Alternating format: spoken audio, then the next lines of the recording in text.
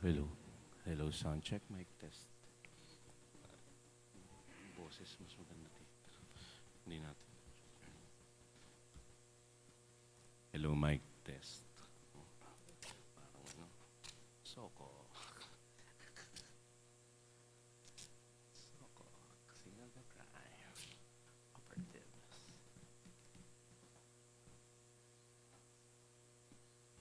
Madjas eh.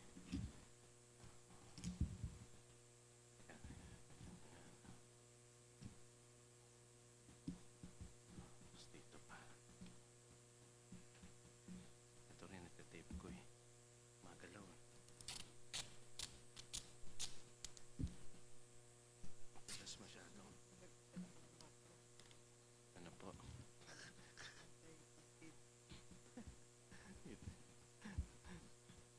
Pati katangalit, gusto na magpalit.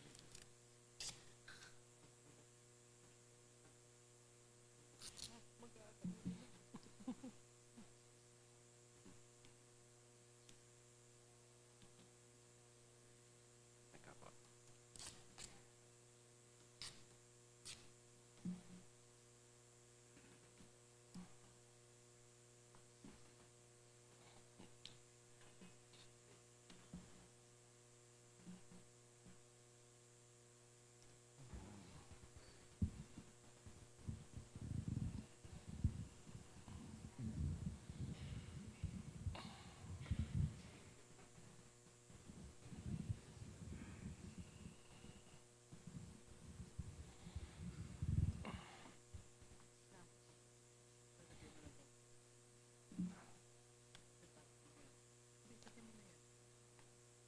Teka, double check ko yung file. Ano lang tayo, 44 slides dito. 44, 40, 42. Ay, akin yun. Hmm.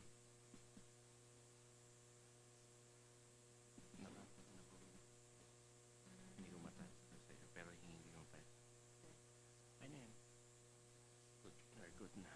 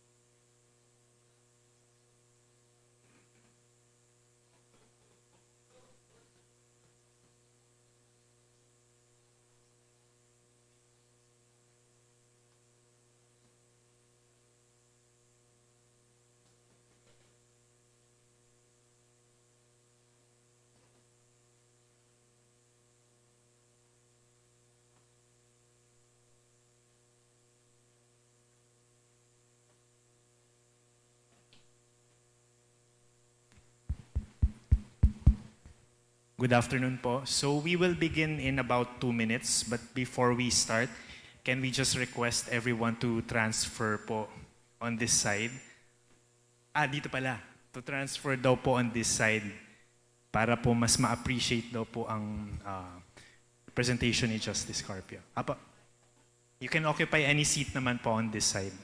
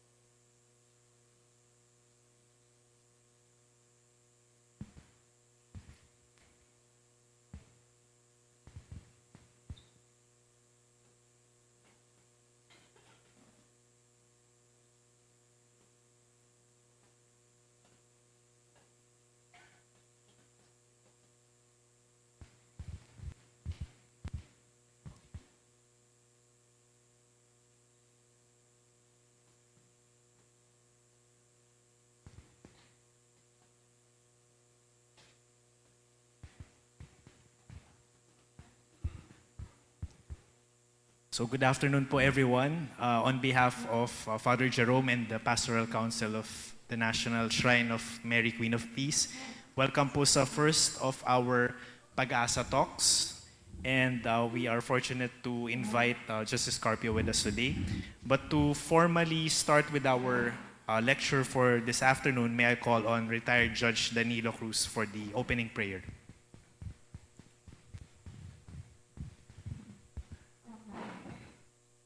Let us feel the loving presence of the Lord. In the name of the Father, of the Son, and the Holy Spirit. Amen. We thank you, Lord, that Justice Antonio Carpio, the authority on the West Philippine Sea issue, is with us today. Thank you, Lord, for this blessing, that an expert on this issue would explain to us how this West Philippine Sea issue would be a threat to the sovereignty and to the rich natural resources of the Philippines in the region.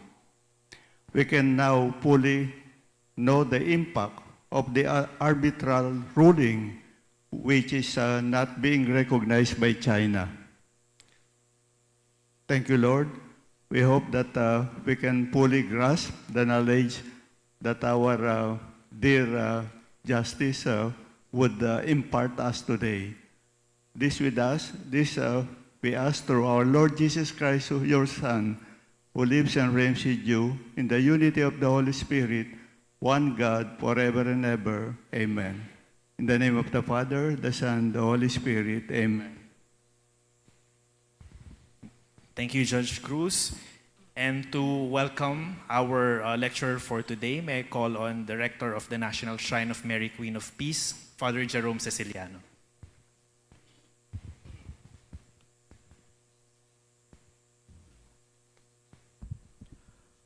Good afternoon. I was assigned here in November 2022, and right from the get-go, I already knew what we have to do here at the National Shrine of Mary Queen of Peace. And this is something that I already planned, inviting people of national prominence, not only belonging to the church, but belonging to the government as well, or to the state as well, to be able to address us, especially concerning burning issues. And this afternoon, we are so fortunate, according to Judge Dan, to have with us an expert in this particular issue on West Philippine Sea. I think it's not only an issue, but issues. We're going to talk about issues in the West Philippine Sea. And he is an expert in this, and we are so blessed and fortunate to have him. And of course, whatever it is that we're going to learn from this afternoon's talk, I do hope and I challenge you that we should communicate this also to so many people. Not a lot of people are cognizant of the issues in the West Philippine Sea, and there are so many of them who just simply brush these issues off because they feel that they are not so affected by it or by them. But this afternoon, let us dig deeper and of course give ourselves the opportunity to discover more so that we can be instruments of change, changing mindsets, and of course changing attitudes, so that EDSA Shrine also should be at the forefront of our desire to be in solidarity with one another, especially in defending our sovereignty and at the same time in defending our rights. Not only our rights in the West Philippine Sea, but our rights as well as Filipinos. And thank you for coming over. This afternoon is actually extended to the clergy of the Archdiocese of Manila. I posted an invite to the clergy of the Archdiocese of Manila, but some of them begged off. And you know very well that for priests, if it is a weekend, it's quite difficult for them to be present in all other endeavors. But then they asked me if this is live via Facebook. Yes, we are doing this live. And please tell your friends to follow the talk of Justice Carpio so that they themselves may be informed about the West Philippine Sea. So Justice Antonio Carpio, welcome to the National Shrine of Mary Queen of Peace, and to all of you, welcome.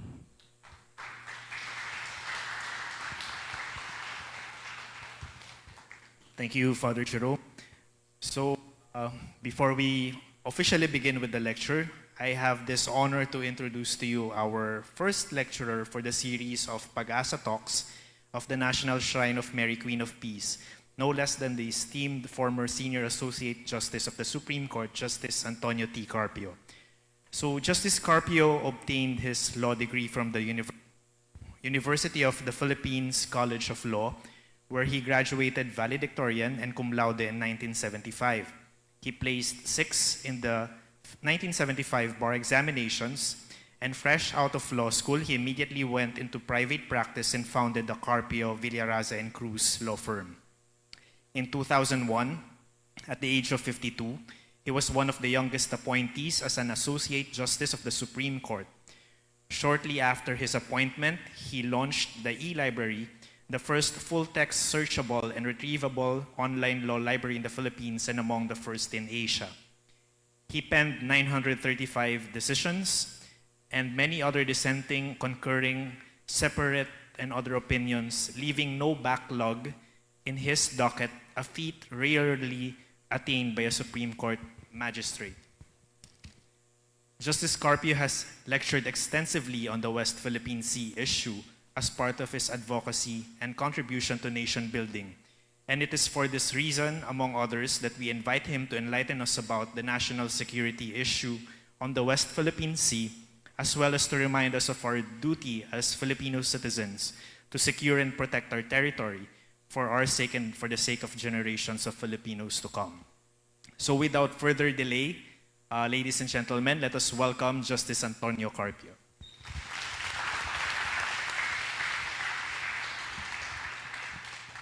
Thank you for that kind introduction. Good afternoon to everyone. Thank you for inviting me to discuss with you this afternoon Philippine Island territories in the West Philippine Sea. So this afternoon, we will answer the question, why are the islands of the Calayan Island Group and Scarborough Shoal under Philippine sovereignty when they are outside the lines of the 1898 Treaty of Paris? You will see here the lines of the Treaty of Paris. Scarborough Shoal is outside the lines, and the entire Calayan Island Group is outside the lines. So why do we say we have sovereignty over these islands in the West Philippine Sea? The greatest misconception in Philippine history is that Philippine territory is limited to the islands within the 1898 Treaty of Paris lines. Our legal luminaries have repeatedly said that Philippine territory is limited to the islands within the lines of the 1898 Treaty of Paris between Spain and the US. But this is factually, legally, and historically false. This has misled our people, misled the world, and misled China. In fact, it has emboldened China to claim the Spratlys and the Scarborough Shoal. So you will come across the Philippine Field Judge Judicial Journal of 2009. There is an article by former Solicitor General Estelito Mendoza, and he wrote there, it must be remembered that the Calayan Island Group Calayan Island Group came to be part of the Philippines only upon the enactment on June 11, 1978 of PD 5096. It has never, through the centuries of its existence, been regarded as part of the Philippine archipelago. So he's saying that we only claimed the Calayan Island Group in 1978, and before that, the Calayan Island Group never formed part of Philippine territory. Of course, this is legally, factually, and historically false. But this has been repeatedly cited by China and other claimant states that we only claimed it in 1978, which is too late because they claimed, other countries claimed it much earlier than 1978. And in 2012, in his May 2012 column, Father Bernas, the longtime dean of the Ateneo Law School, he said, referring to the Scarborough Shoal and the Spratlys, we are claiming land areas that are outside the lines of the Treaty of Paris. In other words, he's saying we cannot claim this under treaty law. If we have to claim these islands, we must look at the principles of international law. We must find principles of international law that could be the basis of our claim, because we cannot claim these islands under treaty law because they're not part of the Treaty of Paris. But this is false. And if you go to YouTube, you will see this video of former Senate President Enrile, who is now the Chief Presidential Legal Counsel of President Marcos Jr. He said, alam mo yung Scarborough, hindi sa atin yon. Squatter lang tayo doon. It's outside the Treaty of Paris. And this was recent, May of 2021. So we have repeatedly told the world about this, that Philippine territory is limited to the islands within the treaty lines, and even our professors, our teachers have been telling school children, and this has been embedded in our psyche already, but this is totally wrong. So because of these statements, these articles written by our public intellectuals, Chinese Foreign Minister Wang Yi, in a major policy speech at CSIS in Washington, D.C., that's the leading think tank in Washington, D.C., before diplomats from all over the world, he said, there are 3 treaties that stipulate Philippine territory. The first is the 1898 Treaty of Paris, the second is the 1900 Treaty of Washington, and the third is the 1930 Treaty with the British. Areas in the west of 118 degrees east longitude do not belong to the Philippines. Nansha, that's the Spratlys, Wangyan Island, that's Scarborough Shoal, are all in the west of 118 degrees east longitude. So Wang Yi presented this map to his audience in Washington, D.C. He said, look at the map. This is 118 degrees east longitude, the Treaty of Paris. Philippine territory is limited to the islands within these treaty lines. Scarborough Shoal is outside, and the Calayan Island Group, or the Spratlys, are outside. So he said, see, the Philippines has no sovereignty. This is not part of the territory of the Philippines. And what pains me whenever I read law journals abroad, foreign law journals, they always repeat this. They said the Philippines has legally the weakest claim. This is an example of one scholar writing in a law journal. He said, neither the Philippine government nor its leading academics have come up with a theory that these islands, Scarborough Shoal and the Spratlys, were part of the territory ceded by Spain to the U.S. in 1898. He's saying that there is no treaty law that transferred these islands to the U.S. The Philippines, if it wants to claim this, must establish the claim when the islands were terra nullius. Terra nullius means land that has not been claimed or does not belong to any country. So if it does not belong to any state, you can claim it. So the Philippines, if it has to base it on principles of international law, must show that they claimed it when the islands were terra nullius, before any other country has claimed it. So it's the first country to claim it. So this is our problem, because this is how foreign legal scholars view our claim, because that is what our public intellectuals have stated. So we will correct this now. We start with the 1935 Constitution. It says Philippine territory. It defines Philippine territory. And it says Philippine territory comprises the territory ceded by Spain to the U.S. in the 1898 Treaty of Paris. So that's one treaty. What is Philippine territory under the 1935 Constitution? The territory ceded by Spain to the U.S. in the 1898 Treaty of Paris. And it goes further. together with all the islands embraced in the Treaty of Washington of 1900. So you have an inkling here that there is a second treaty. It's not only the Treaty of Paris. You have an inkling here that there are other islands beside the islands ceded in the Treaty of Paris, together with all the islands embraced in the Treaty of Washington of 1900. So there are two treaties already. And then the third treaty is the 1930 treaty with the British, demarcating our boundary in southern Philippines, between southern Philippines and British North Borneo. So there are three treaties that define Philippine territory. China also points out in all their statements that Philippine territory is defined by three treaties. We also say Philippine territory is defined by three treaties. In fact, it's in our constitution.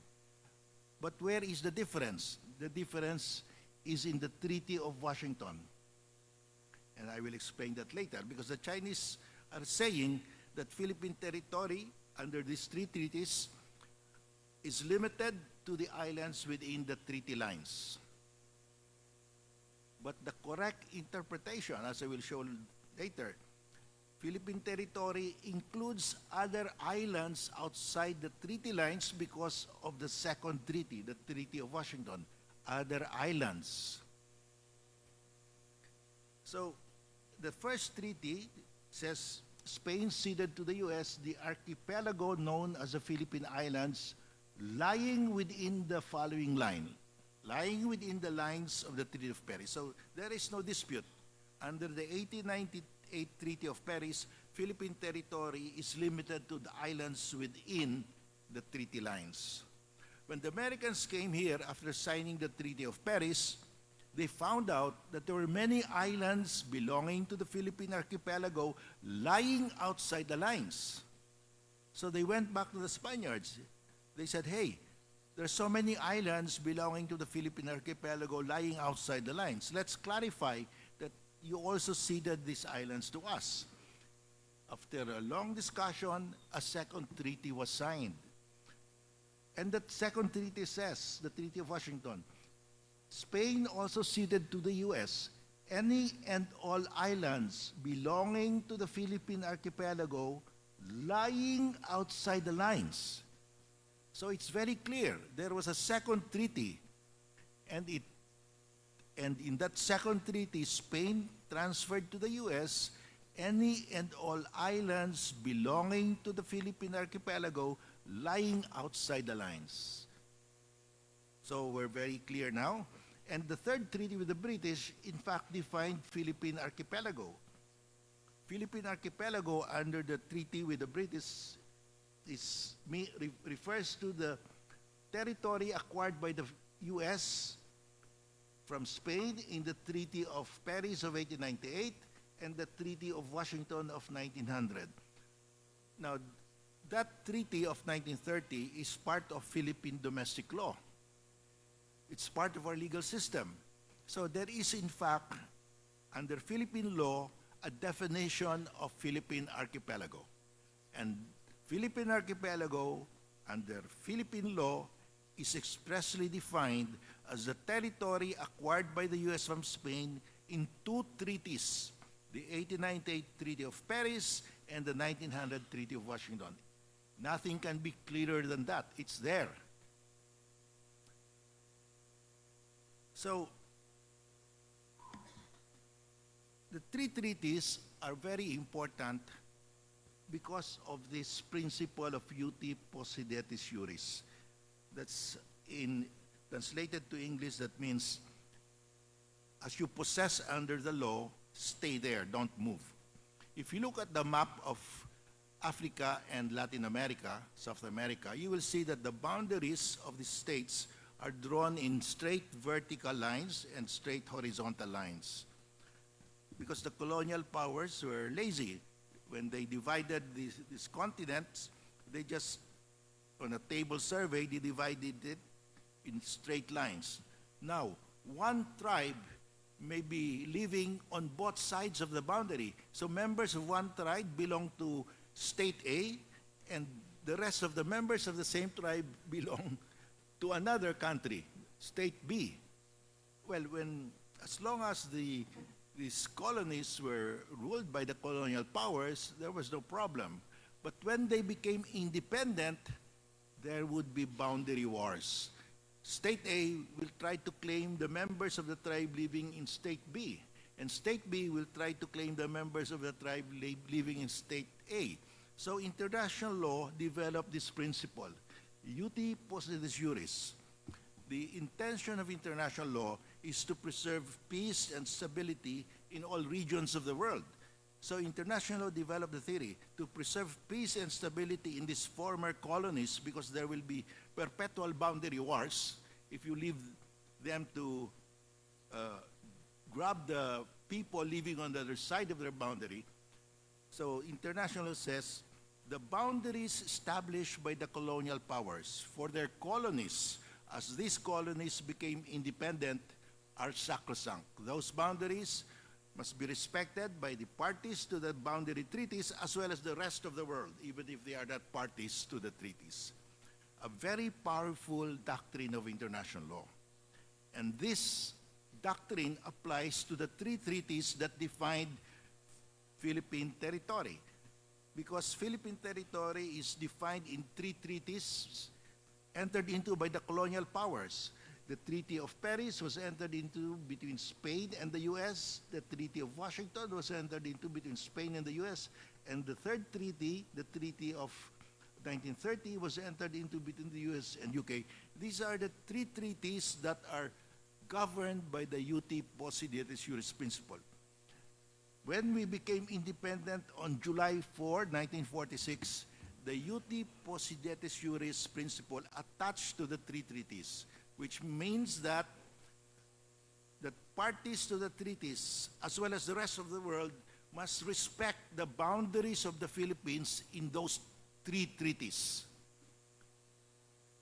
So the question is, what are the islands of the Philippine archipelago lying outside the lines, and what are the islands of the Philippine archipelago forming part of Philippine territory under those three treaties that are protected by the iuti possidetis juris principle? So, two questions which really have the same answer, because when you ask, what are the islands of the Philippine archipelago lying outside the line? It's like asking, what are the islands of the Philippine archipelago or Philippine territory that are protected by the iuti possidetis juris principle?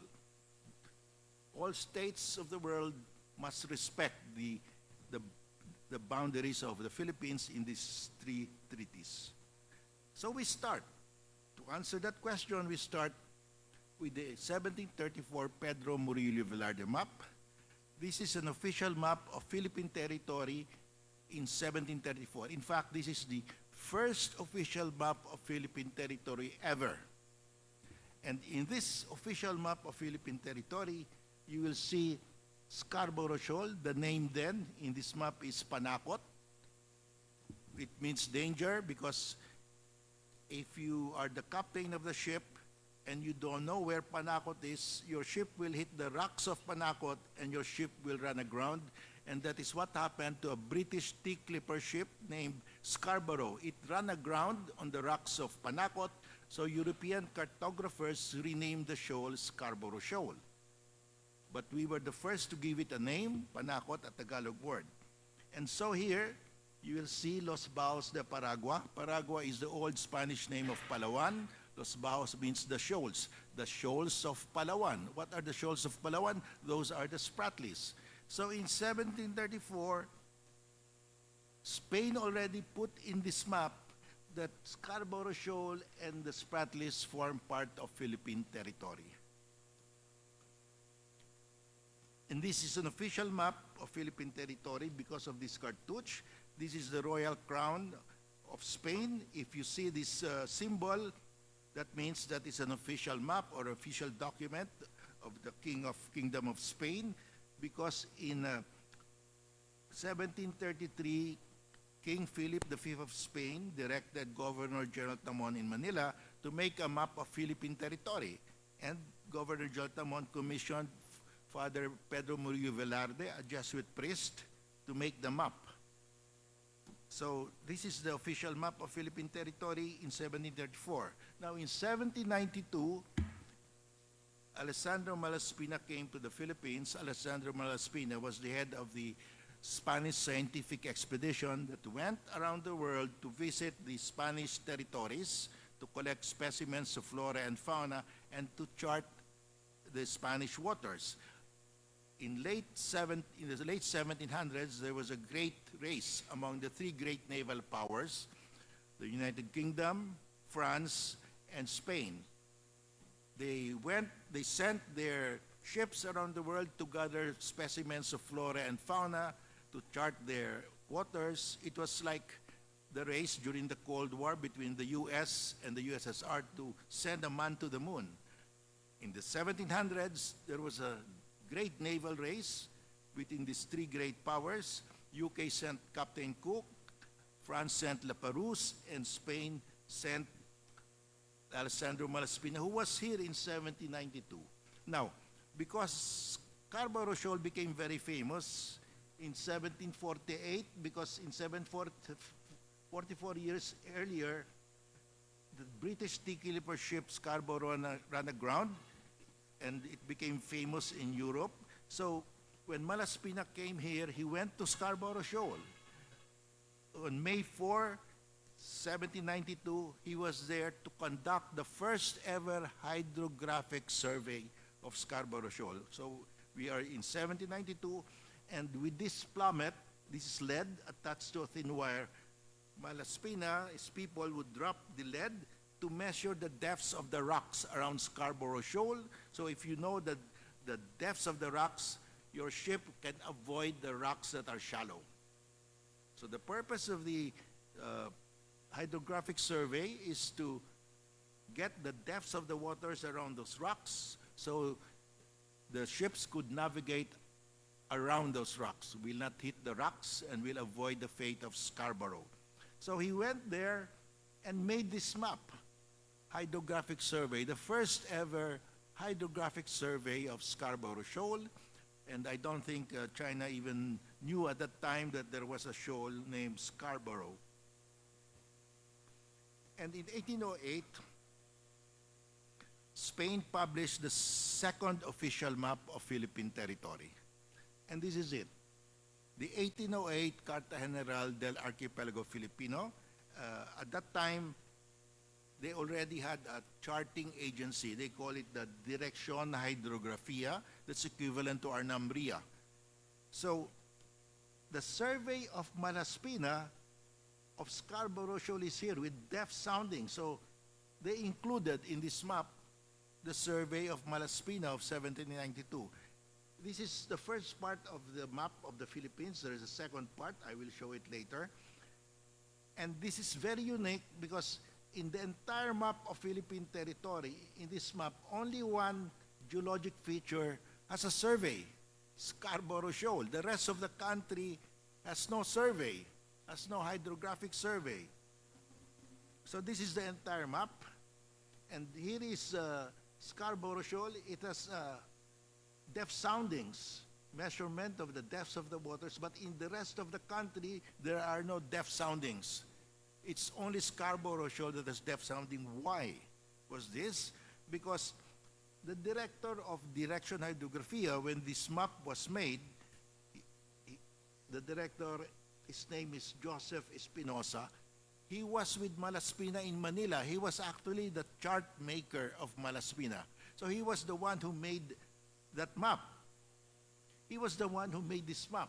So when he became head of Direction Hydrographia, when he published the first map of the Philippines under Direction Hydrographia, he inserted the survey that he made. But in the rest of the map of the Philippines, there are no hydrographic surveys. But you will see here, in the Spratlys area, part of the Spratlys are starting to appear but not yet complete. So in this map, you will see already the Spratlys, not in two shoals, but individual islands already, but not yet complete. So we come to the last official map of Philippine territory during the Spanish regime. This is it. 1875 Carta General del Archipelago Filipino. This is the most detailed, most complete map of Philippine territory during the Spanish regime. You will see here Scarborough Shoal with depth soundings, and you will see here the entire Spratlys, complete, with names, with depth soundings, and all the rest of the country has also depth soundings. Why? Because of the maker of this map, of naval officer, Spanish naval officer named Claudio Montero. He lived here, he served here under the Spanish government for a long time, and he had two ships that went around the Philippines to conduct hydrographic surveys in the Spratlys, in the rest of the country. So this map is not only the most complete map, it has depth soundings all over. So if you have a house and lot, what is your proof that you own the house and lot? You have the Torrens title. What is our proof that we own the Philippine archipelago? This is our proof. Because this is the first map that shows the entire Philippine archipelago with names, with depth soundings. And the Spaniards issued this as official map of Philippine territory in 1875 until they left the country. This was the most complete, most detailed map of Philippine territory. Unfortunately, we don't have a copy of this map. Where did I get this? I downloaded this from the Ministry of Defense of Spain. You can download it for free, but we don't have an original print. So we have our territory, but we don't have the Torrens equivalent of the Torrens title. Now, the Americans, when they signed the Treaty of Paris, they hurriedly made a map of the Philippines, and attached to the Treaty of Paris was a map of the Philippines. Very few know that there was a map attached to the Treaty of Paris. But because the Americans hurriedly cobbled the map together, it was totally erroneous. So the Americans actually adopted this map 4 times because it was the most complete. So this is the map, 1875 Carta General, which the Americans adopted and reissued 4 times. And this is the 1901 edition, War Department Adjutant's General's Office. So this entire here map is the 1875 map. The Americans just added here the date that they copied and reissued it, plus the telegraph lines, telephone lines, etc. So the Americans, when they arrived here, they found out that the map that they attached to the Treaty of Paris was totally erroneous, so they totally disregarded the map and adopted the Spanish map of 1875 as the map of Philippine territory. And they just superimposed the telegraph lines, cable lines, the eastern cable lines, and the military districts. So they issued it in 4 editions, 1899, 1900, 1901, and 1902. So at that time, if you go to a government office during that time, you will see that map, the 1875 map, in all government offices. So all of them were familiar with this map. But we have forgotten about this map. We don't have a copy. Our National Library, our National Museum, there's no government office or agency that has a copy of this map, the title to the Philippines. We don't have a copy of this map. I've been trying to buy online at online auctions, but I have not succeeded because the U.S. issued this 4 times. So there are many copies of this map with collectors in the U.S. The Spain only issued this map in 2 editions, and very difficult to find a copy there. So hopefully I will be able to find one among the U.S. auction houses. So if you go to this map and you look at our boundary in in the in the Kalayaan Island group. This is the boundary of the Philippines in the Kalayaan Island group. And you will see here Tito. This is Pag-asa. The largest island that we occupy in the Spratlys, in the Kalayaan Island group, is Pag-asa. It's about 37 hectares. This is Loita, the second largest island that we possess. It's about 8 hectares. And this is Ituaba, the largest island, 47 hectares, presently possessed by Taiwan. So if you look at this map, compare it to the 1734 and the 1808. This is the Pedro Murillo Velarde map showing Scarborough Shoal. This is the 1808 showing Scarborough Shoal with depth soundings. And this is the 1875 showing Scarborough Shoal with depth soundings also. It says Bajo de Masinloc or Scarborough Shoal. So China has no map like this. We have all these official maps of Philippine territory during the Spanish regime. If you go to the Spratlys, this is the map, present-day map of the Kalayaan Island Group. This is the map made by Namria. Under PD 5096, we claim all the waters and geologic features, but that does not comply with international law, so we revised that, amended 5096 in Republic Act 9522. We are now claiming only the high tide features and the 12 nautical miles around the high tide features. That complies now with international law. But we have kept the polygonal lines, because what we're claiming now is that within the polygonal lines, we claim all the high tide features.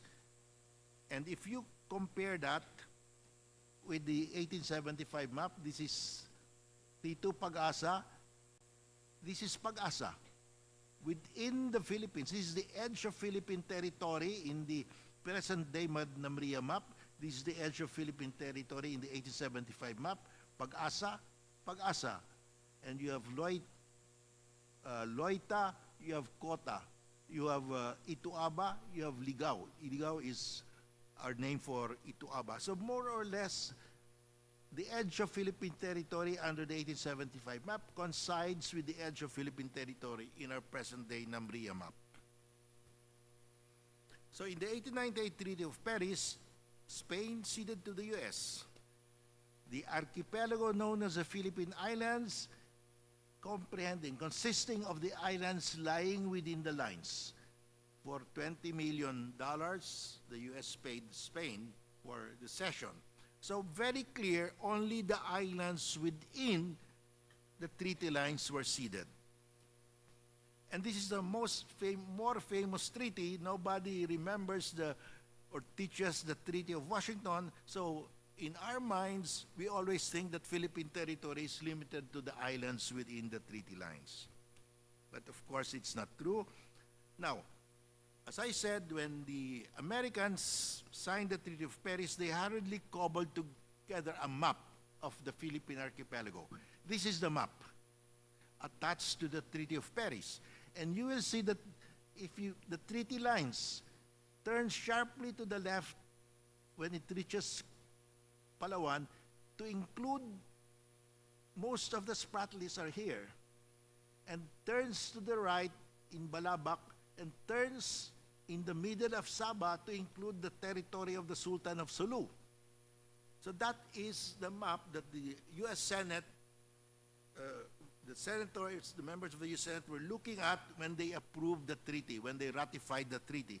Because the U.S. presidents sent this map together with the treaty. So they look at the map, oh, it's okay, so they approved the treaty. But there was a problem with this map. So the Treaty of Paris had a map attached to it. But there was also in the text of the treaty the geographical coordinates of the treaty lines. Longitude, latitude, longitude, latitude. You connect these longitude, latitudes, the coordinates, you will form the lines of the Treaty of Paris. And when you do that, when you draw the lines of the Treaty of Paris using the text of the treaty, the lines of the Treaty of Paris don't turn sharply to the left to include the Spratlys, but slants downward to totally exclude the Spratlys. And turns sharply to the right to exclude Cagayan de Sulu and Cebuto. So there was a great variance between the map attached to the treaty and the text of the treaty. And of course, under rules of statutory construction, what will govern will be the text. The text will prevail. So when the Americans came here, the Spanish garrison in Cagayan de Sulu and Cebuto refused to vacate. They said, we are not part of the session because if you draw the lines of the Treaty of Paris, we're outside. So they refused to vacate. They said, we are not part of the session. So the Americans, because the Spanish garrisons refused to move, to vacate, the Americans went back to the Spaniards. And this is the communication of the Secretary of State to the Spanish ambassador in Washington, D.C. The Secretary of State of the U.S. said, when we signed the Treaty of Paris, the intention was for Spain to cede all the territorial sovereignty and title of Spain to us in that part of the Pacific, Western Pacific.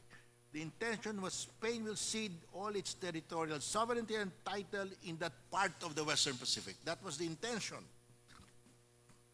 And so the Spanish ambassador replied. He said, we lost the war. You dictated to us the terms of the treaty.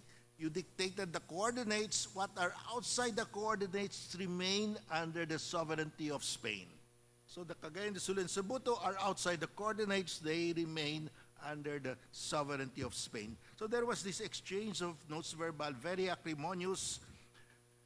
It went on and on until finally the Americans said, okay, to cut short this debate, we will pay you $50,000 more to clarify that all the other islands of the Philippine archipelago lying outside the lines are also ceded to us. $50,000. The Spaniards said, no, we will not sign, that's too little. The Americans doubled the amount to $100,000, and the Spaniards said, we will sign. So, the Spanish ambassador in Washington, D.C. wrote his boss in Madrid. He said, I'm about to sign the treaty. There is only one article, and this treaty is drawn in such a manner as to comprehend, as to include other islands outside the lines of the Treaty of Paris. So this will include all other islands outside the lines of the Treaty of Paris, and that is exactly what the text of the treaty says. This is the text of the Treaty of Washington, and it says, Spain also ceded to the U.S. any and all islands belonging to the Philippine archipelago lying outside the lines of the Treaty of Paris as if they have been expressly included within those lines. So it even retroacted. So it's very clear. There is now a meeting of the minds. The intention of the U.S. was that Spain will transfer all its territory in that part of the Western Pacific, comprising the Philippine archipelago. That intention was not carried out in the Treaty of Paris because of a defect in the text. But that defect was cured in the Treaty of Washington, which says Spain ceded to the U.S. any and all islands belonging to the Philippine archipelago lying outside the lines. So, very clear. Now, in 1938, the Philippines was run by the Commonwealth, Filipino leaders running the government already, and our leaders at the time had a very good foresight. They said, some country might claim Scarborough Shoal. Let us put a lighthouse there as a marker that Scarborough Shoal belongs to the Philippines. So they agreed, but somebody said, but if you look at the lines, Scarborough Shoal is outside the lines of the Treaty of Paris. So they decided to write the Secretary of State of the U.S. at the time, Secretary Cordell Hull. Their question was simple. Is Scarborough Shoal part of Philippine territory? Because we will put up a lighthouse there. And the reply was this. Because there are no other claimants, no other country had claimed Scarborough, 1938 already. The shoal should be regarded as among the islands ceded to the U.S. in the Treaty of Washington of 1900. There you are. This applied the Treaty of Washington of 1900 that any and all islands belonging to the Philippine archipelago lying outside the lines were also ceded. So you have here Scarborough Shoal, very far from Cagayan de Sulu and Cebuto, also included as part of Philippine territory under the Treaty of Washington. Now, in the arbitration at The Hague, China said, we are not participating because we don't recognize your jurisdiction, but this is our position paper. In that position paper, China said, quoting verbatim Article 1, Section 1 of our 1935 Constitution, they quoted verbatim our Constitution. Philippine territory is defined here. Philippine territory is limited by 3 treaties. They copied exactly our Constitution. That Philippine territory is defined by 3 treaties, the 1898 Treaty of Paris, the 1900 Treaty of Washington, and the 1930 Treaty with the British. So, we have the same position as China. China says Philippine territory is governed by 3 treaties. We say Philippine territory is governed by 3 treaties. But we differ as to the interpretation, the meaning of the Treaty of Washington. Because of our public intellectuals writing that Philippine territory is limited to the islands within the treaty lines, they did not look into the text of the Treaty of Washington. They did not examine the history of the Treaty of Washington. They just took hook, line, and sinker what our public intellectuals said, that Philippine territory is limited to the islands within the treaty lines. But they admit that Philippine territory is governed also by the Treaty of Washington. They are bound by that. In law, that is called an admission, judicial admission, and the highest admission anyone can make is you admit before a tribunal. A judicial admission is what the Chinese did. They made an admission before an international tribunal that Philippine territory is governed by 3 treaties. They are bound by that. They are not bound. It was their fault. They followed the interpretation of our public intellectuals, which interpretation is clearly baseless. It's false, not correct. They are bound by the text of the treaty of 1900. So this is very, very unique because our dispute with China is over the islands in the West Philippine Sea, our territorial dispute. China says Philippine territory is governed by 3 treaties. We also say Philippine territory is governed by 3 treaties. Pareho ang basis natin. But China did not read the Treaty of Washington. China did not go into the history of the Treaty of Washington. And that is their fault. If you go to the website of the Chinese Embassy in Manila, you will find the same statement. You will find in the Chinese Embassy in Manila that Philippine territory is governed by 3 treaties. Treaty of Paris of 1898, Treaty of Washington of 1900, Treaty with the British. You go to the Chinese Foreign Ministry in mainland China, in Beijing. They have a page there showing, explaining the dispute with the Philippines.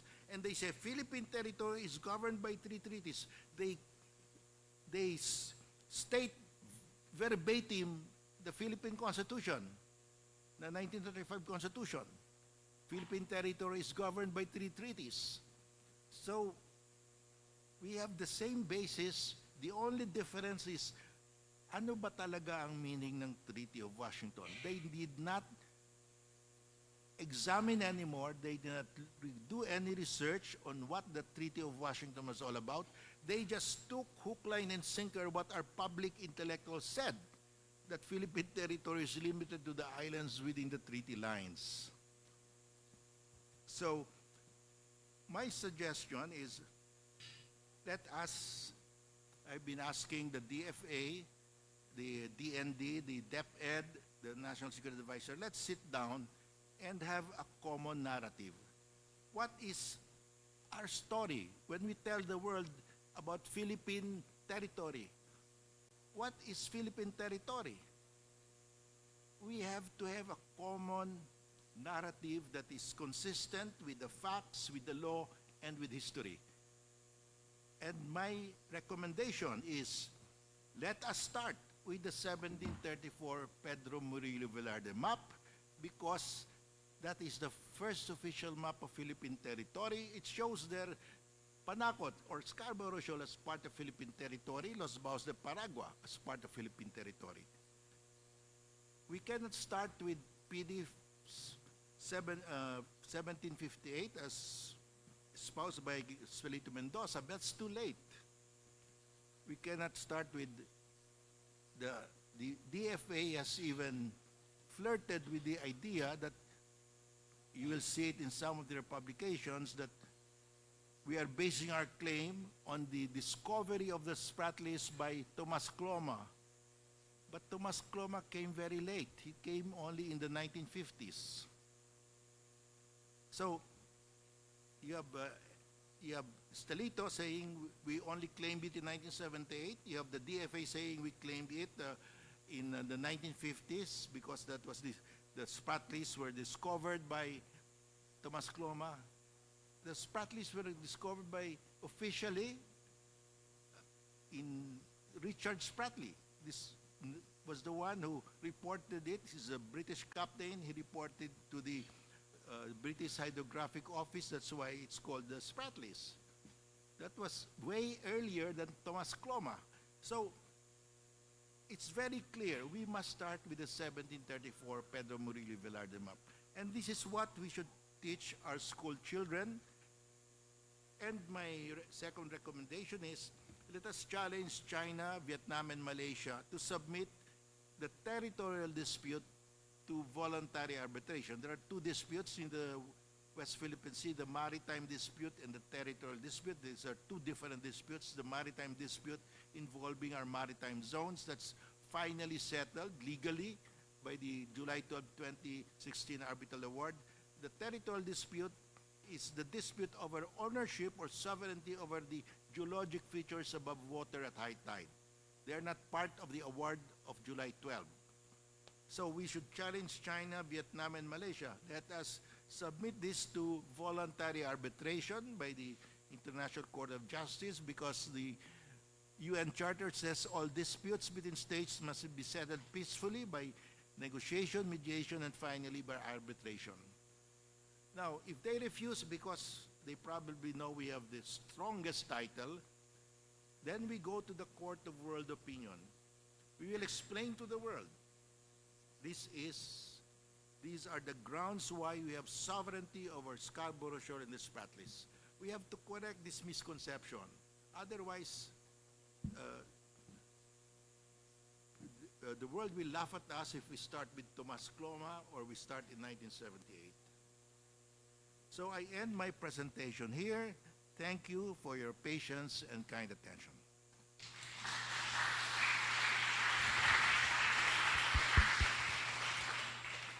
Thank you po, Justice. So at this point, we are now opening the floor. If any of you have questions about the presentation or about the dispute in general, the West Philippine Sea with China. Yes po. Kindly just state your name, brief introduction, and then your question. Good afternoon. I'm June Villarico, Justice Carpio. Good afternoon po.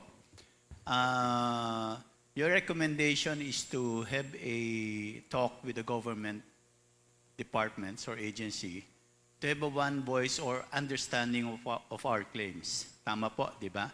Now my question is, what are their response now? Are they willing to sit down with you to learn about what you just taught us this afternoon about this West Philippine Sea issue, which is ours and which is not ours? Gusto ko lang po malaman kasi I've been watching you sa YouTube na sinasabi niyo yan, pero I'm just interested to know anong response ng government natin about this, because I think it's been taking months already that you're wishing to talk with them, sit down with them, but until now we don't have any final, news about that update. Yes, thank you for that. Yes, I've talked to them, to DFA, to DepEd, to the National Security Advisor, to the National Historical Commission, and they all agreed. And the last time I talked to them, we agreed that it should be the National Security Advisor that will call a meeting, but he has not yet called a meeting. But there is urgency because 2 months ago, China filed a note verbal in the United Nations drawing straight baselines around Scarborough Shoal. We have to respond to that. And our response should be, China cannot draw straight baselines around Scarborough Shoal because it has no territorial sovereignty. The Philippines has territorial sovereignty for the following reasons. You know, for the longest time, we've been trying to whenever we sit down with China, we ask China, let's talk about the territorial sovereignty. What is your basis for claiming sovereignty over Scarborough Shoal and the Spratlys? And we will tell you our basis. But they said, there's nothing to discuss because we own those islands since 2,000 years ago. They never want to discuss with us. But because they submitted this note verbal to the UN saying that they drew straight baselines, and you can draw straight baselines only if you have territorial sovereignty. They put at issue whether they have territorial sovereignty. There's a little opening. The door has been opened, and we have to take advantage of that little opening. So I said, this is our chance to submit a counter note verbal saying that China, you cannot draw those straight baselines because you don't have territorial sovereignty. We have territorial sovereignty because in 1734, we already claimed that. It's an opening.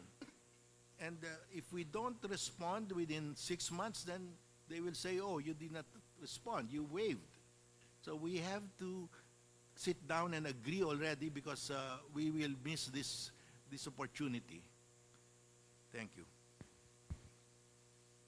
Any other questions po? Si Sir po muna.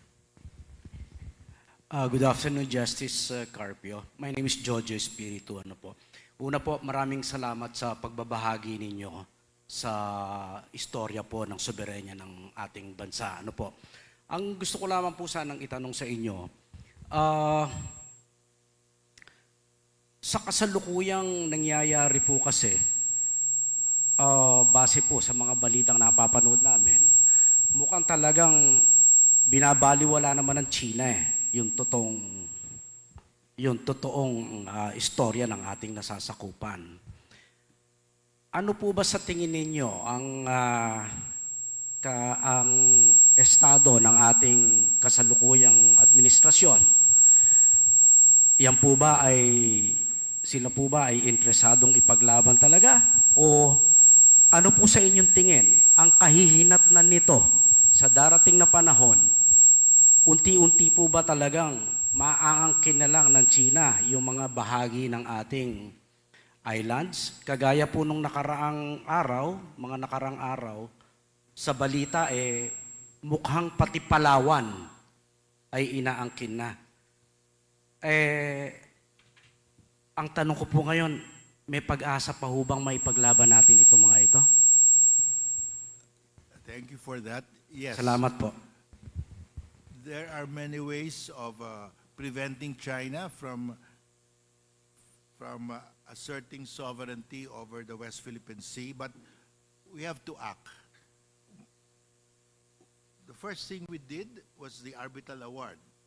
Because of the arbitral award, the maritime dispute has been clarified.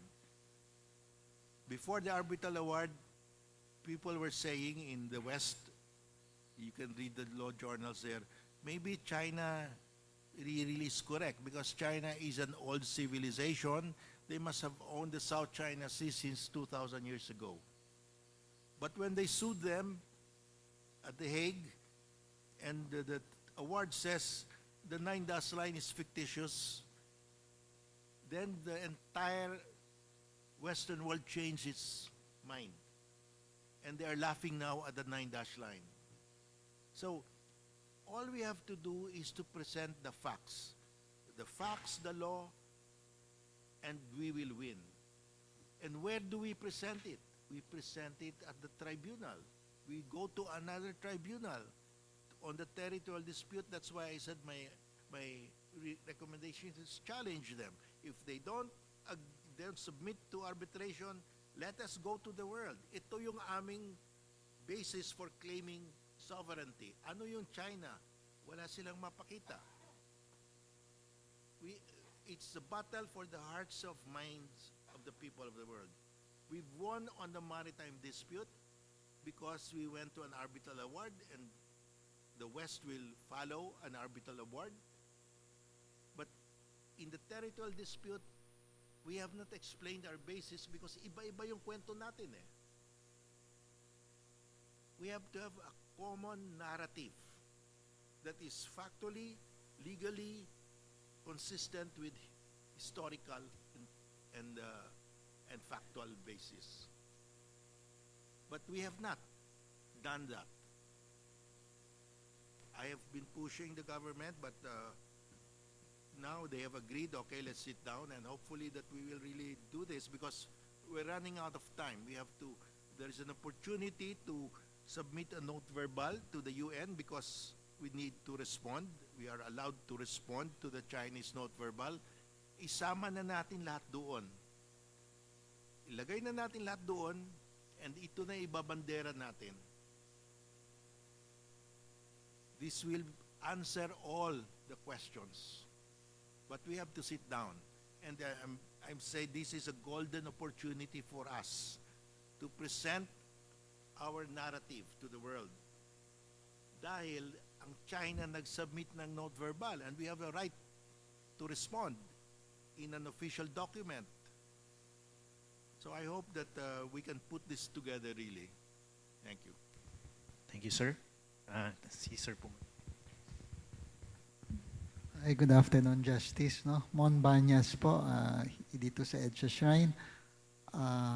Actually, I have two questions. No? The first one is, why did we present our case to The Hague, to the UNCLOS, right, instead of going directly to the International Court of Justice?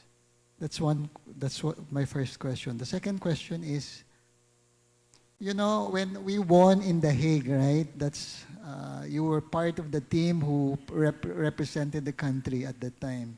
At that time, the president was Noynoy Aquino, and he was very much pushing for the claim in the... right now, you're out of the government, and our case, as you have mentioned, our case is very strong. Who is now taking the cudgels for the government now that you are out of government? Who do you talk to in government so that this person will push with their claims in the KIG?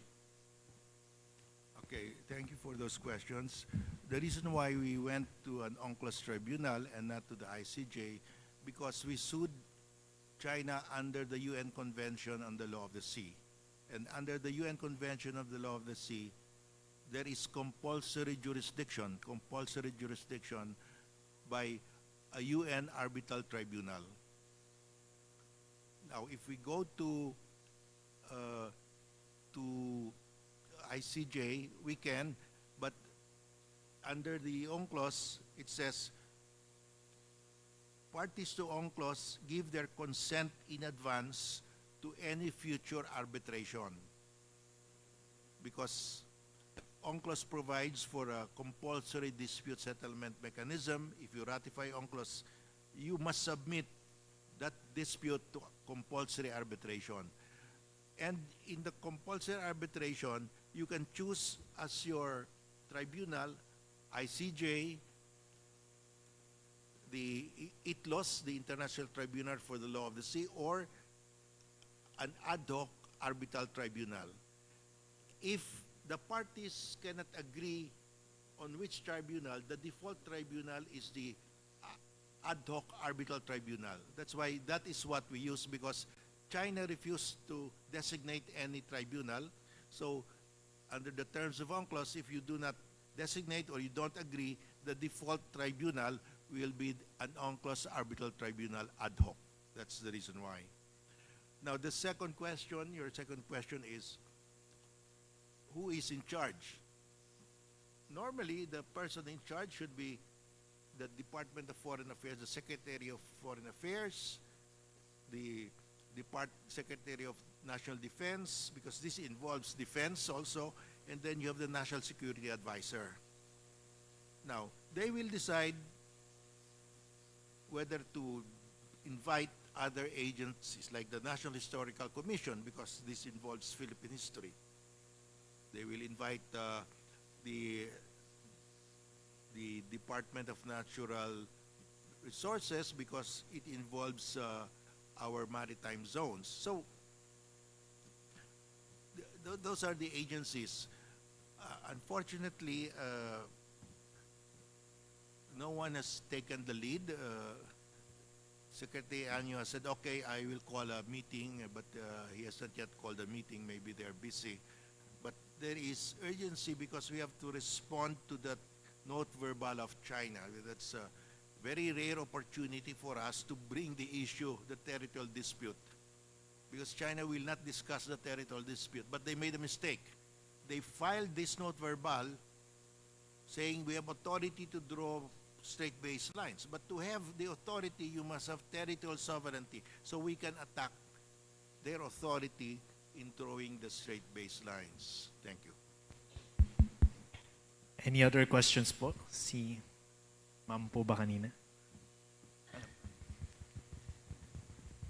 So will that be done?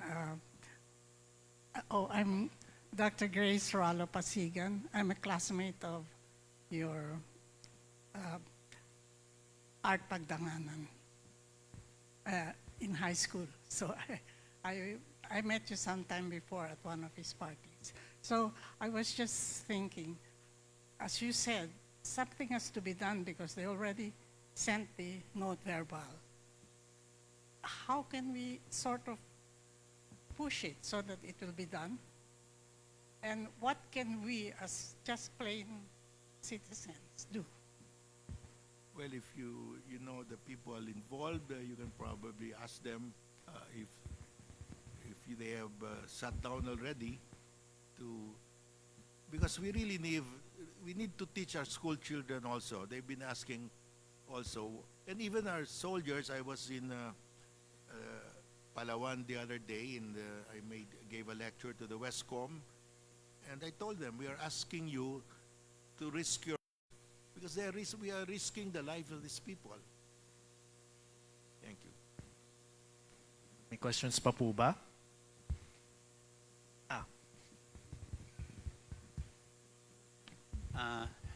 Justice Carpio, I think this is very much related when it comes to economics also of our country. Because as far as I know, we are running out of oil in the Malampaya gas oil right now. And Reed Bank is one of the contested areas, also being claimed by China. Now, my question is, where are we now in terms of exploring that particular area, Reed Bank, which is, I think, the largest oil reserves that we have in our country right now? And where is the government now in terms of doing that? Because I think we need to do that as soon as possible. Otherwise, maybe in 2 or 3 years, or we're gonna have a big electric energy problem. Thank you. Thank you. That's a very good question. Malampaya supplies 40% of the energy requirement of Luzon. It supplies our 3 largest gas-fired plants. That's 40% of the energy requirement of Luzon, 20% of the nationwide energy requirement of Luzon. But Malampaya has been there for the last 20, 25 years. It's running out of gas.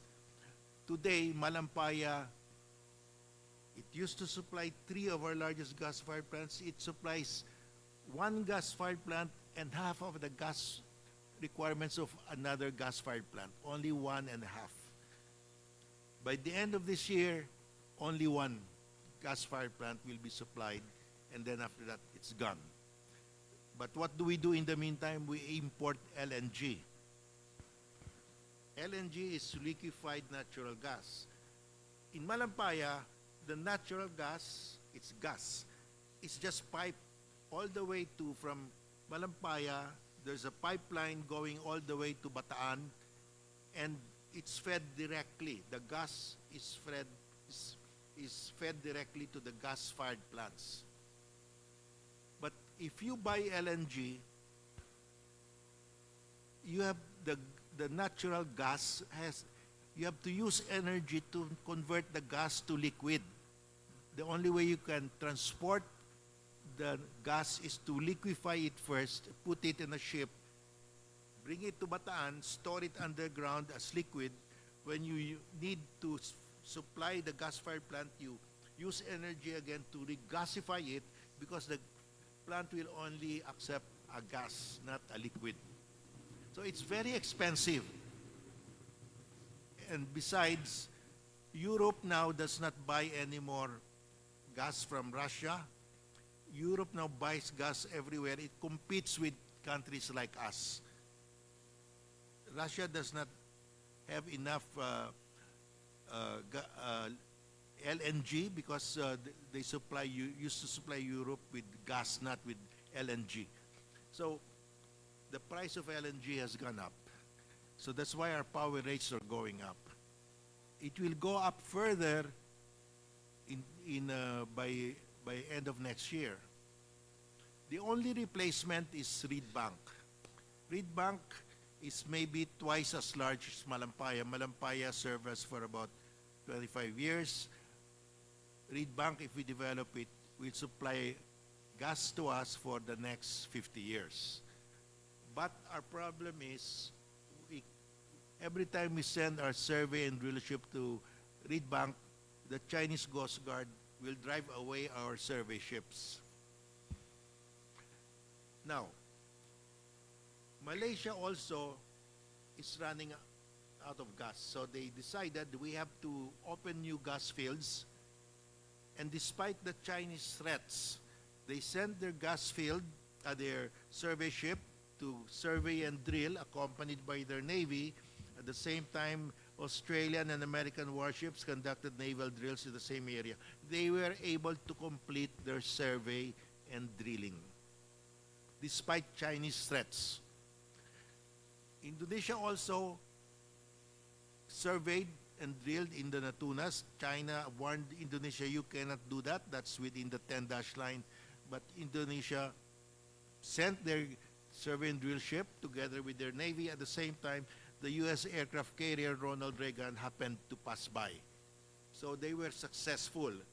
Tayo, twice already, we tried to send our survey and drill ship, but at the last minute, President Duterte told them, don't go because the Chinese have warned us not to go. So it's a matter of political will if we want to send our survey and drill ship there. And we have to have joint patrol with the U.S. when we go there. Manny Pangilinan, who holds the service contract 72 over Reed Bank, said, we are prepared to go there, but we need protection from the government. So it's really a political will. The Americans are saying, we will have joint patrols with you if you want to go there. It's a matter of political will. Malaysia was able to do it. Indonesia was able to do it. We have not been able to do it. Thank you. Thank you, Justice. Question? Good afternoon, Justice. Thank you very much for your presentation. I'm Nico Aragon, invited by the youth. I'm a former government employee. I was part of the secretariat of the planning committee on peace and security. Just to add to your answer to the question earlier, there are other policy-making bodies that tackle these issues on the West Philippine Sea, such as the National Task Force on the West Philippine Sea. We have a cabinet cluster on peace and security. We have a planning committee on peace and security. So we also have policies that support our claim, such as the recently approved Archipelagic Sea Lanes Act, the Maritime Zones Act, etc., etc. My question is, what other recommendations do you have or what other programs, concrete programs or projects can the government push for to operationalize these policies that support our claim? Well, for the longest time, I've been recommending that we file a second arbitration case because we filed a claim for an extended continental shelf in the Spratlys area. Malaysia and Vietnam objected because they have filed a joint submission also, and China opposed it also. Now, if you file an extended continental shelf claim with the UN Commission on the Limits of the Continental Shelf, and it is opposed by another state, the UN Commission will not act on it anymore. They will ask you to proceed, to negotiate, agree with the other state, or if you cannot agree, to submit it to arbitration. Otherwise, they will wait for you for the next 1,000 years unless you have an agreement or an arbitral award. So the next step is for us, because China opposed it, Vietnam opposed it, and Malaysia opposed it. We should now bring the issue to an arbitral tribunal if we want it to move, because it will no longer move in the UN Commission on the Limits of the Continental Shelf. But we're not doing it. I've talked to the Malaysians and the Vietnamese. They said they in fact invited us to submit it to arbitration, but we did not. So Vietnam, Malaysia, and the Philippines should submit it to arbitration and invite China. If China does not join, it's their fault. Because China, if it claims, it has to join the arbitration. And just like in the last July 12, 2016 arbitration, if China does not appear, the tribunal will proceed to hear and decide the case, even in the absence of China, and China will be bound because the tribunal has compulsory jurisdiction. So here is another opportunity for us to strengthen our claim. It will ripen into an arbitral award. But I really do not know why there is no movement. I've been telling them in every discussion, I say we have to go to, it's time to go now. The next step is to go to an arbitral award, because the UN Commission on the Limits of the Continental Shelf, we cannot move anymore because there is an opposition. Under the rules, you have to go to arbitration already. And the Vietnamese are saying, the Vietnam doesn't want to file the case against China, to file an arbitration case. They have a common border. And Malaysia has a very strong economic ties with China. Said, we don't want to file it. But if you file, we will join. So the ball is on our court. But if we don't move, every day China becomes stronger militarily. So we have really to move. What is lacking is a strategic plan for the nation. Wala tayong ganyan eh. Thank you. Thank you, Justice. Any other questions? I'll follow up. Basing it on your tawag nito, your impression about how our government moves quite slow. Follow-up question doon sa reed bank. I'm very much interested because I'm afraid that we'll be running out of energy with the Malampaya supply. My first question is, how long do we still have that supply that will help us to at least maintain our energy rate currently in our country? And my second question is, what is the the plan, or is the government really interested to continue the sending survey ships or doing the same thing just like what Malaysia and Indonesia did, that they were successful? Kasi meron na tayong basis nagawa na ng, in fact, we are lagging behind in oil exploration in the ASEAN country. So we are too slow. Now, my question is the government determined to really pursue that exploration at Reed Bank with the support of the other countries, just like what Malaysia and Indonesia did? Well, your first question is how long will Malampaya last? 2027, it will run out of gas. That's the estimate. But the government has agreed with the group of Razon. Razon's group will drill 3 wells to find out if they can still recover some gas. But even assuming there is gas there, that will not last long because you are already in the periphery. The pressure will be very low already. There may be gas there, but maybe that's good for just a few years, no?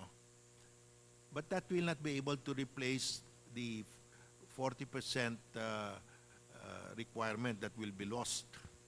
So we really have to develop Reed Bank.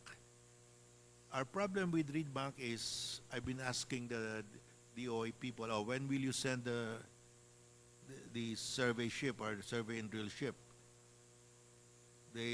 Sometimes they said, well, we're working on it, but sometimes they say it looks like we will not be sending. If we do not send, we will have to import LNG. That means our power rates will go up. My estimate is 50% higher. If our power rates go up by 50%, all those manufacturing here for export cannot compete with their competitors in China or Vietnam. They will have to relocate. And because if you increase power rates, that's very inflationary. Cost of goods will go up. People will demand higher wages, and we'll have really a big problem. So, if you are the President of the Philippines, this is your #1 priority. But I don't see any movement going to Reed Bank. Manny Pangilinan said, we're prepared to go, but we need protection. And Manny Pangilinan said, twice during the term of Duterte, they contracted already the survey ship and drill ship. At the last moment, kinancel. And that's very expensive because for you to contract these survey and drill ships, you pay. They've been burned twice already. That's why they're very careful now. So we have to have the political will. Malaysia was able to do it. Indonesia was able to do it. And wala silang arbitral award. We have the arbitral award. They don't have a mutual defense treaty with a nuclear armed state. We have a mutual defense treaty. And the U.S. has been saying before, we're prepared to go on a joint patrol with you when you send your survey ship. Now I don't think they will say that anymore with Trump there. Circumstances have changed. Thank you. Thank you. Any more questions from the audience? Yes, sir. Justice Carpio, no? I personally believe that the biggest damage done to our claim in the West Philippine Sea was done by ex-President Duterte for his claim that the Hague ruling is just a piece of paper, right? But with what you're saying right now, everything seems not to be lost. I think if the government would move now, there is still chance that we will win in that court, maybe in the ICC. No? My question is, how damaging was the actions of ex-President Duterte with his policy of pivoting to China and then claiming that the Hague ruling was just a piece of paper? Well, former President Duterte was told by our energy people that it takes 5 years at least to develop Reed Bank. And Malampaya will run out of gas by 2027. So, 2027, you go back 5 years, we must have started developing Reed Bank by 2021 and 2022 at the latest. So that when Malampaya totally runs off gas in 2027, we have the replacement. He did not do anything. That's the greatest damage. If you are the president and you know that we are running out of gas, we'll run out of gas when you leave office, your successor will have no gas. It's your duty to look for that gas, to prepare for the day when we run out of gas. He should have started in 2021 or even earlier, because you have to, from Reed Bank, you have to connect the pipeline to Malampaya, use the existing pipeline from Malampaya to Bataan. So that the gas will be continuous. Now, tapos na. If we do it today, we get the gas 5 years from now. There will be a lag. We will have to import LNG, and that's very expensive. So Duterte should have started in 2021. By all means, we started with Reed Bank already.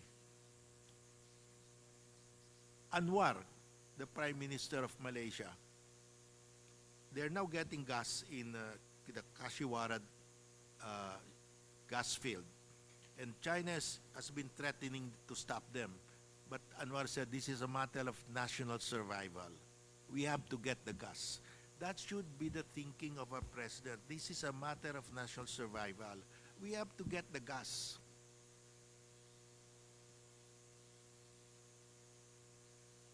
So that, what you're asking, what was the damage? That one. He should have started 2021 so that there will be no disruption in the gas supply. Because 2027, definitely, we will run out of gas unless we find these 3 new gas wells, but you cannot rely on that fully.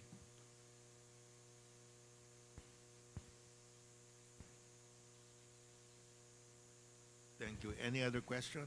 Probably 1 or 2 last questions. If you have any questions. Yes,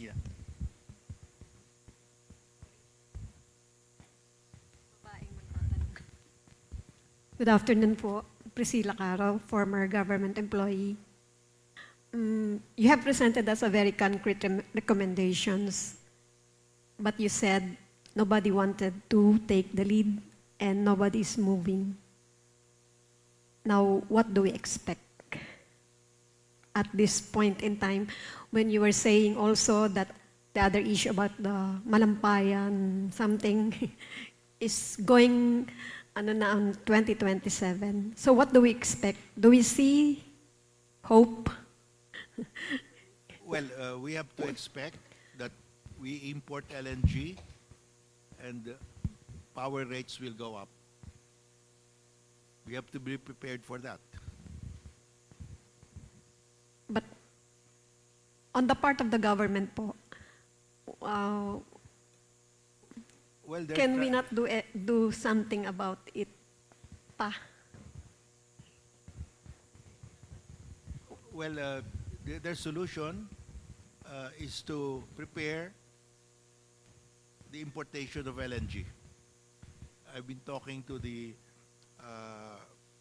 people, and they said that we're prepared. We have the facility now to bring in LNG. That's the preparation.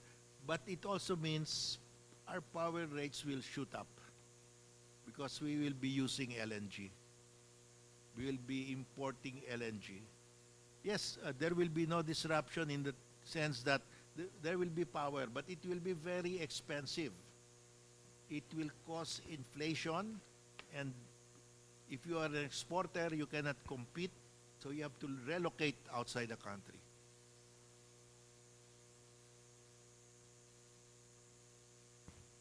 Okay, last question. Maraming salamat po, Justice Carpio. We must commend you on behalf of our EMHC group. We would like really to thank you so much for your discourse on this Pag-asa talks.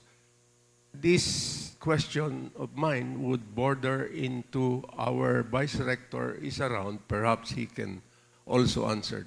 You have said an operative word, national survival na po ito. May moral, theological impact po. Can we present this to CBCP? And then CBCP comes up with a pastoral letter, Father Edric, and to the good justice. Thank you.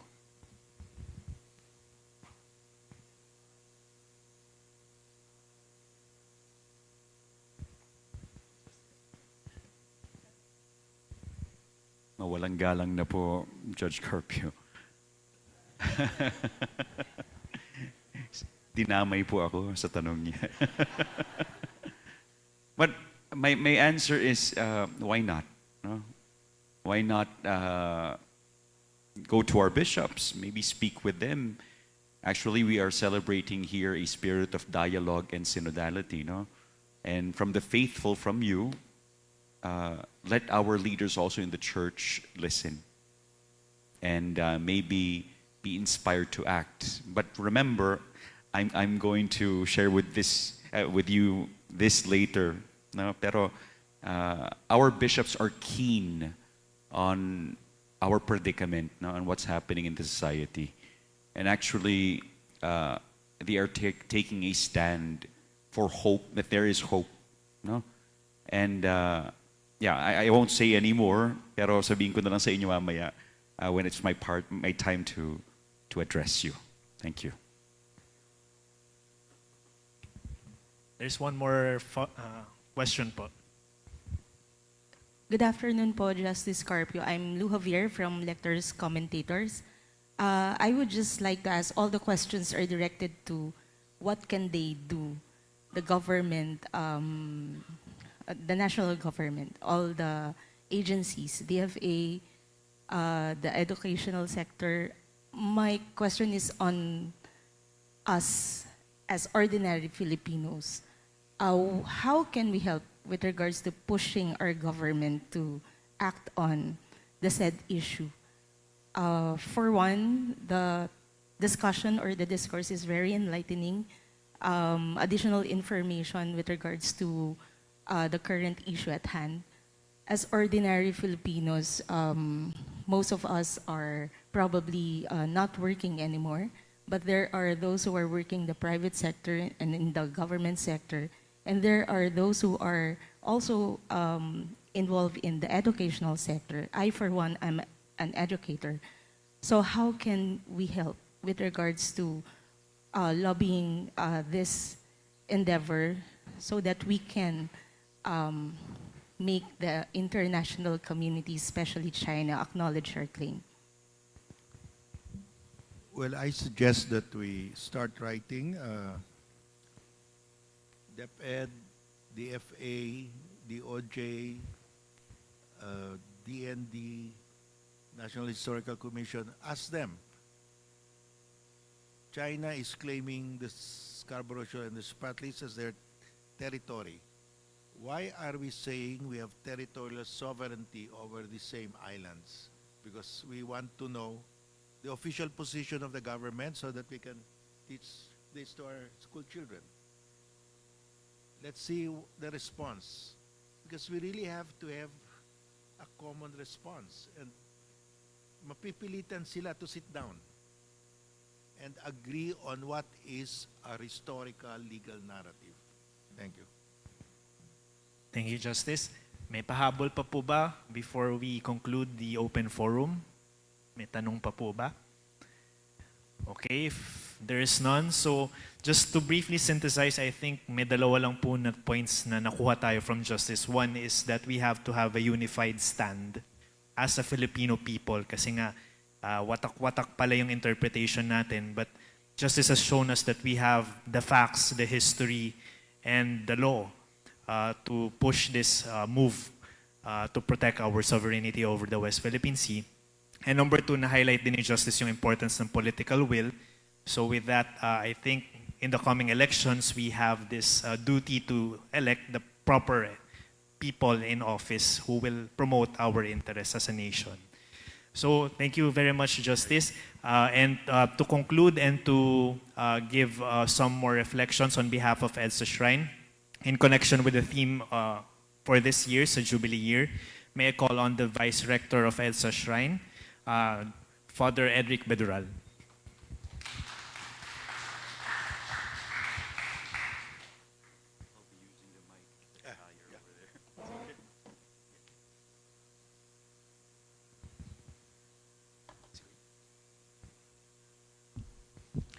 Thank you po, Justice Carpio, for your invaluable insight.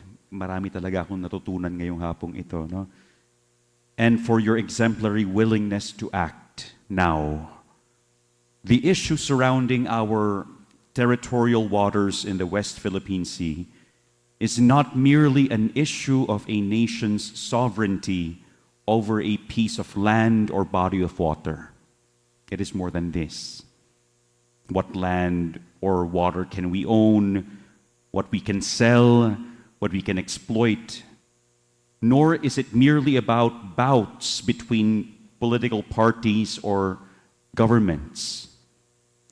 In the Catholic Church's view, the laws on territorial sovereignty and border controls are there to protect and ensure the common good and the basic rights of human persons. Yan ang importante sa diskusyon pagdating sa punto de vista ng simbahan. In an interview with a Spanish newspaper, El País, on January 22, Pope Francis upheld a country's right to protect its interests, which includes protecting its territory. The Holy Father's words echo the Church's enduring teaching, rooted in natural law, that the nation is an extension of the human family. Consequently, its existence and interests must be respected as it strives to safeguard the common good of persons.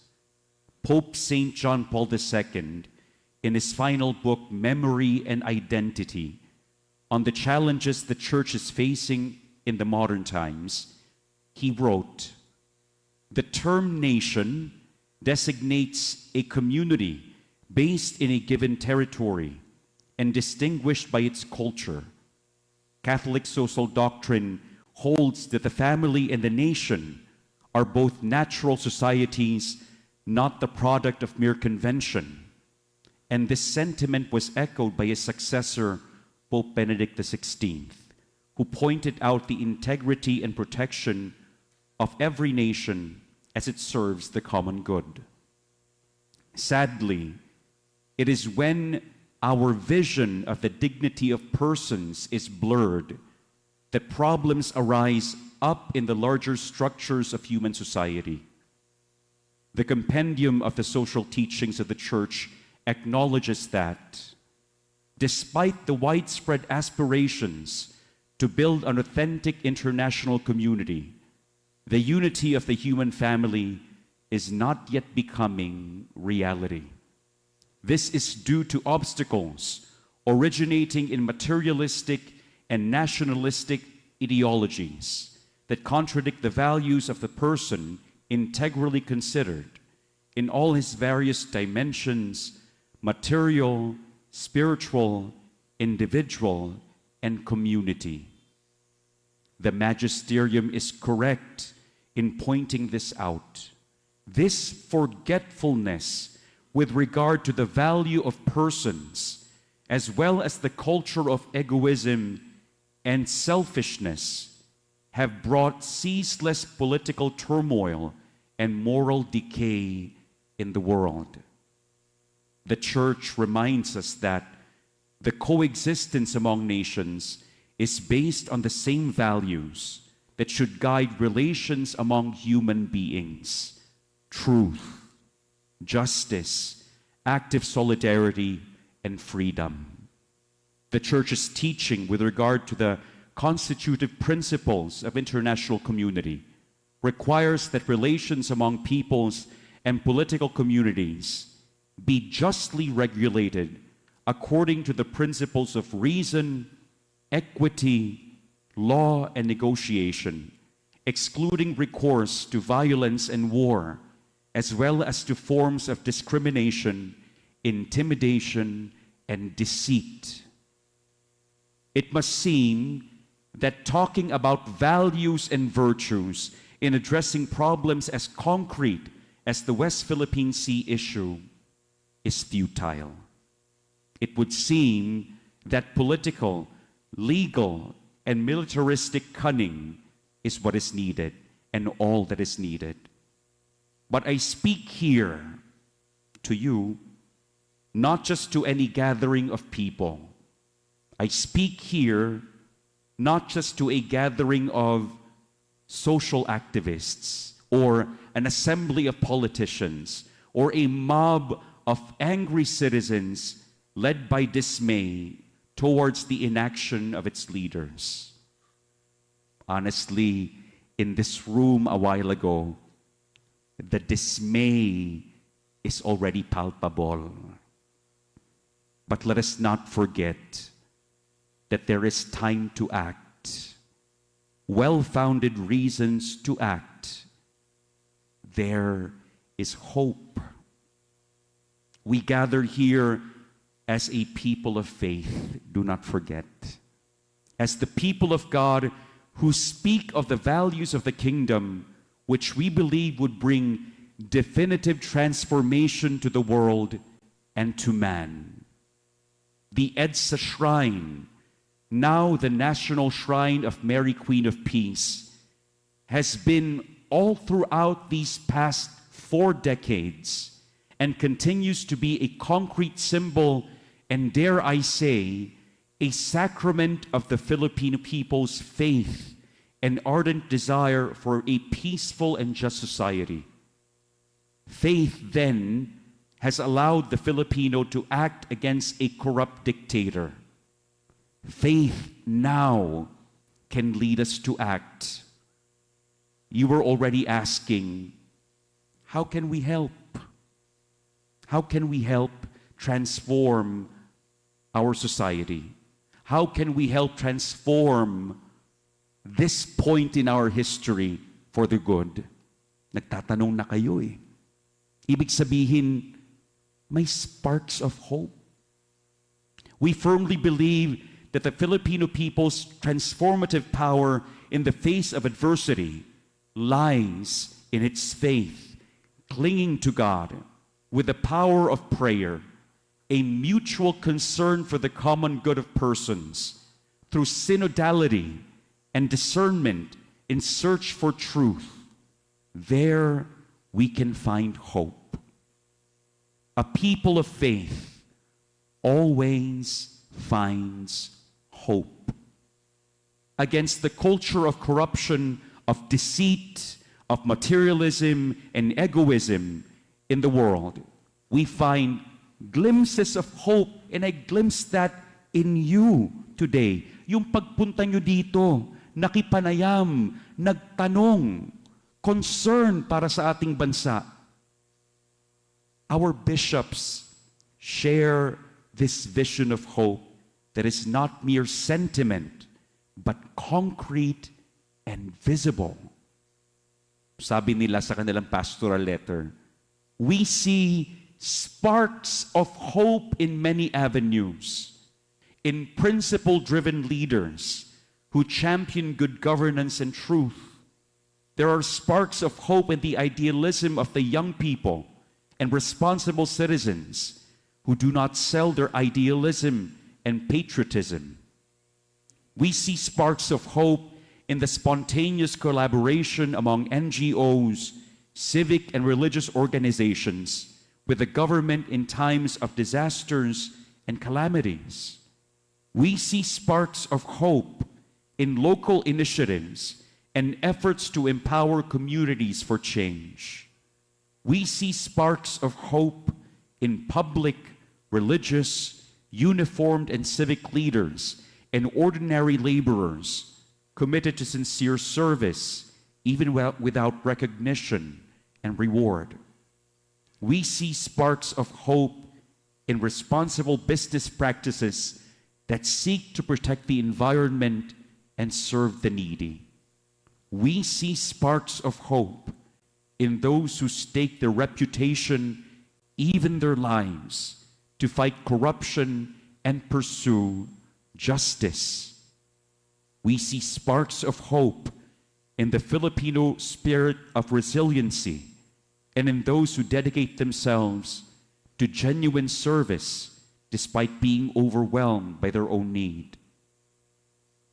My dear brothers and sisters, with hopeful eyes and hearts, we see other avenues where the common good is also safeguarded and which we must all strive to protect.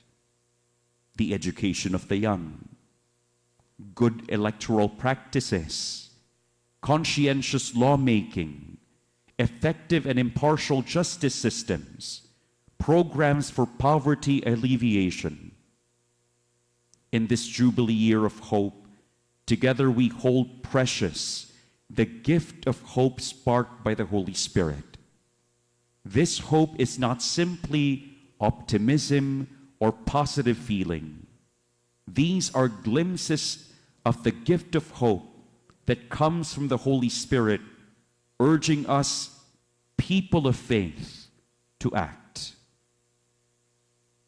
In behalf of the whole EDSA Shrine community and in the name of our rector, Father Jerome Siciliano, the Shrine Pastoral Council, led by Judge Danilo Cruz, we thank our organizers for today's conference, sina Attorney Dan Cruz, si Brother Nico Mangalonso, and also our deep gratitude goes to you, Justice Antonio Carpio, for sharing your expertise with us. Thank you po for your thorough research. Na-appreciate po talaga namin yung mga sinabi nyo sa amin ngayong hapon na ito.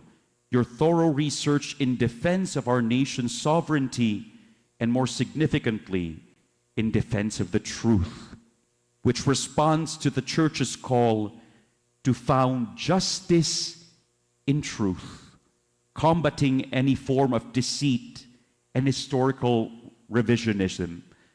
Rampant yan ngayon eh. Kaya maraming salamat po sa ilaw na inyong dinala ngayong hapong ito. And furthermore, thank you for discerning with us. Let us have faith together, let us have hope together, and let us act together. Again, dear brothers and sisters, the Honorable Justice Carpio. Maraming salamat po.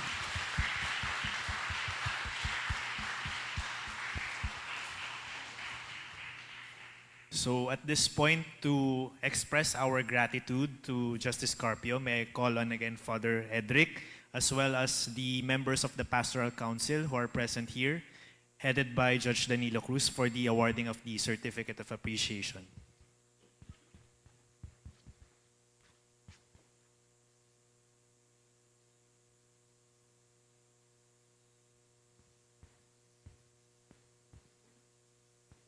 So may I call on the members of the Pastoral Council who are present here to join us, Father Edric, in expressing our gratitude to Justice Carpio.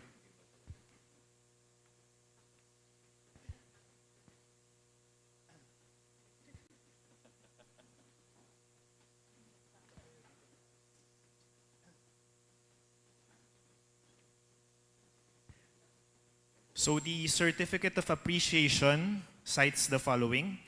The EDSA Shrine, the National Shrine of Mary, Queen of Peace, Our Lady of EDSA, presents this certificate of appreciation to Justice Antonio Carpio for his insight and meaningful lecture for the Pag-asa Talks, Philippine Island Territories in the West Philippine Sea at the National Shrine of Mary, Queen of Peace, given this 8th day of March, Jubilee year 2025, signed Reverend Father Jerome Siciliano, Director of EDSA Shrine.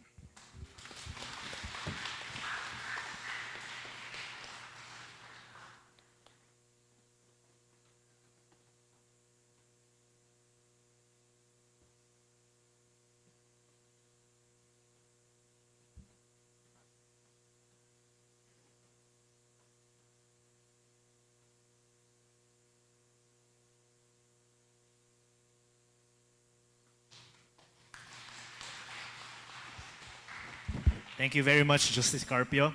So probably Justice can indulge us with a photo opportunity. So sino bang pwede mag-facilitate ng by ministries po ba? Lahat muna, isa muna. So can we call everyone here in front for a photo? Baliktad na lang, okay. So can everyone come closer to Justice for a photo opportunity po? A group photo. Thank you.